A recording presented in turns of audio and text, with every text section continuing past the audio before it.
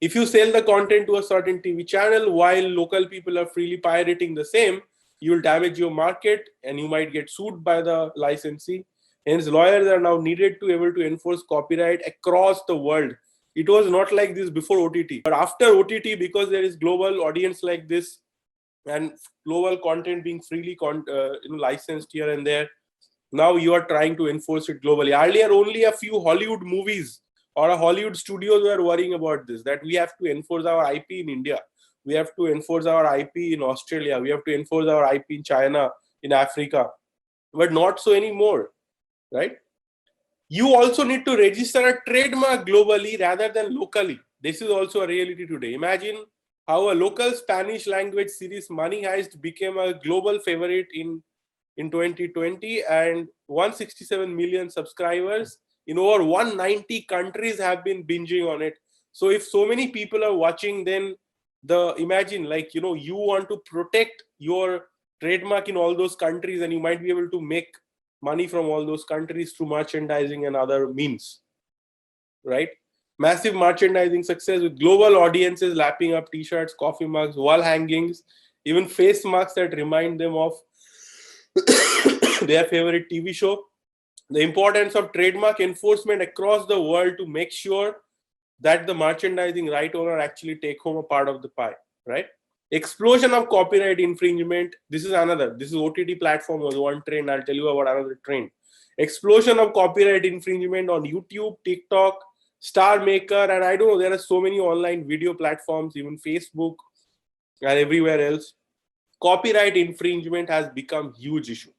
Okay, so imagine that with the advent of platforms like TikTok, Dubsmash, ShareChat, Likey, StarMaker, and countless others, there's massive amount of content being copied, because when you are making you are lip syncing with a famous song, you are basically copying that song, right? Now it's okay if like 10,000 people watch that, nobody cares. There are 100 likes, nobody cares. But what if it goes viral? What if the entire business model of that app is doing this, right? YouTube was the first battleground of copyright infringement, okay? But it got settled over there, because YouTube copyright infringement on YouTube has been happening for a long time. YouTube got sued left, right, and center.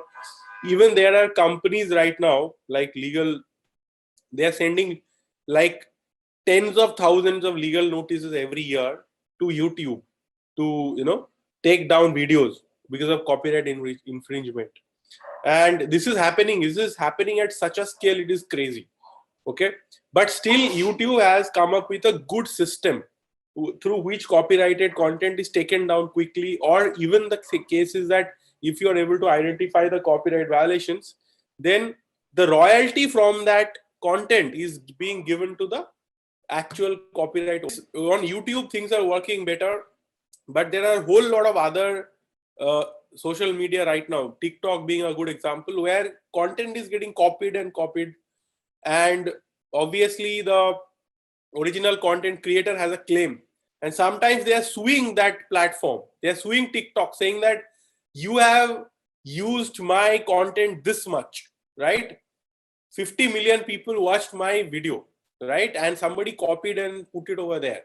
So clearly you have benefited from it, right? You have made, you have created engagement on your platform. So there is obviously a financial benefit to you. Now you have to compensate me. And people are actually taking the platforms to courts to claim.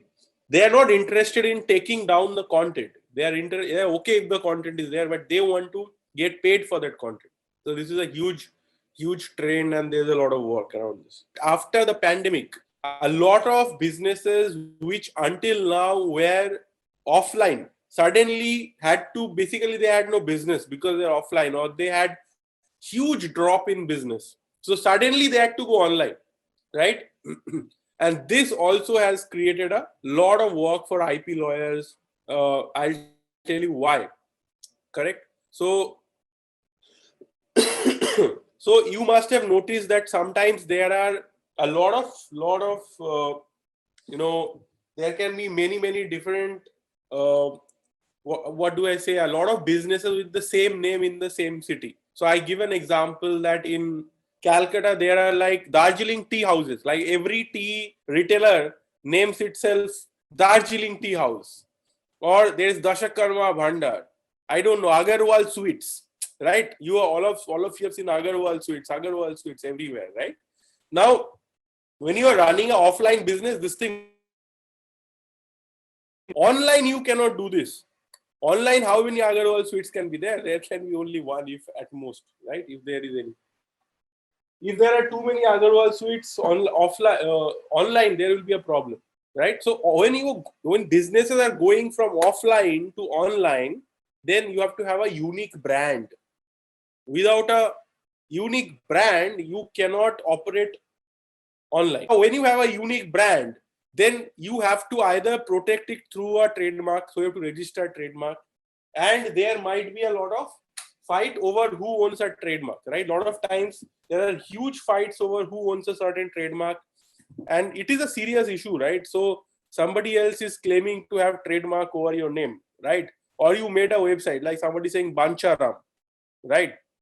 So there are so many Bancharam sweets in Calcutta, it is not even funny.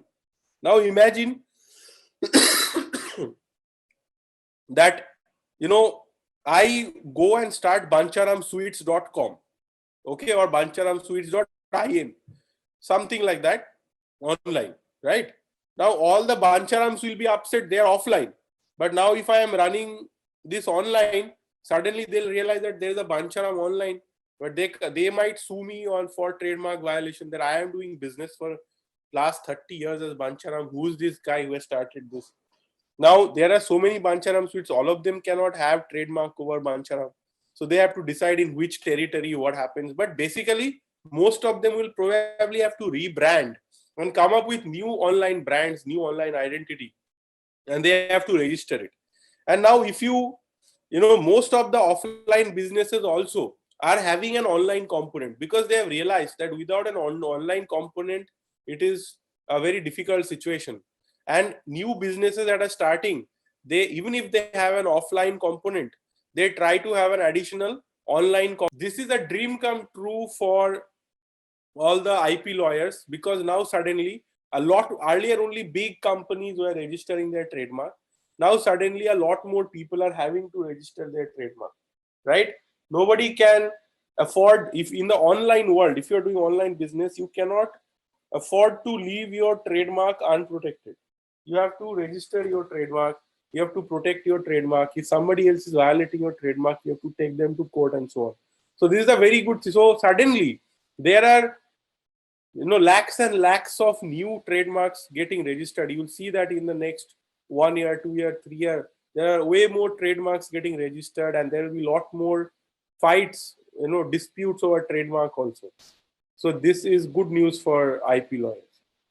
Another thing that is happening is D2C brands. Okay, this is a major trend. Okay, so earlier what happened is that there was a huge number of there were not too many brands, right? Think of salt or think of clothes, right? There are some big brands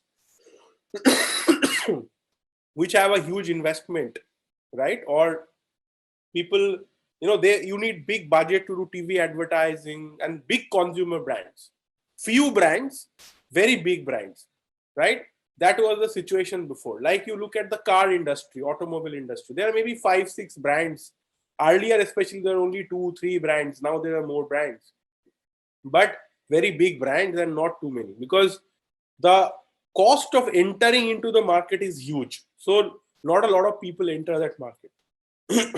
Okay, that was, and there was a huge middleman in between, right? There somebody is producing somebody is owning the brand, somebody is manufacturing it, yes, but then there is a stockist, distributor, and there is a lot of dealers, and then there's a retailer, and then you are buying. So the thing is passing through like 3-4 layers before coming to the consumer, right? And this is an efficient way to organize the supply chain, and this has worked very well for so long, right? It's not a very bad thing, but it also has a cost, right? A lot of money is going to the middleman in the whole process. Now there are, and also this works for very large kind of brands. So there could be only fewer brands in the market. Now the number of brand is exploding because of this D2C concept. D2C is direct to consumer, right? And there are a lot of direct to consumer things are there right now. Like a lot of D2C companies are there. So do you guys, can you think of any D2C company that you have ever bought anything? So sometimes you go to Facebook or Twitter and you see Amazon is a platform. It's not direct to consumer. The producer is coming to Amazon and selling on the platform. So Amazon is the retailer. Here there is no physical retailer, no physical middleman, but there is Amazon in the middle. But there are many examples where people are directly selling to you, not through a middleman, not through a platform, right? So if you are buying clothes from Amazon or from a shop, then you are not buying directly. It's not D2C. But there are some companies like 𝘂�57.com. I don't know if you know. They are selling T-shirts and clothes. They are directly selling. Swiggy is also a marketplace, right? Swiggy is not the restaurant. There's a restaurant who's selling on Swiggy. So there are a lot of brands where they're directly selling online. People are selling mattresses direct to the Sunday mattress and Sleepy Cat mattress and so many, right? Right. So if you start noticing, you'll realize that there are these direct to consumer people who are bypassing this entire system. They're not going to Amazon, they're not going to Flipkart, they are directly selling to you. So they are making more money and they are able to give you a cheaper price because the middleman is cut off, right?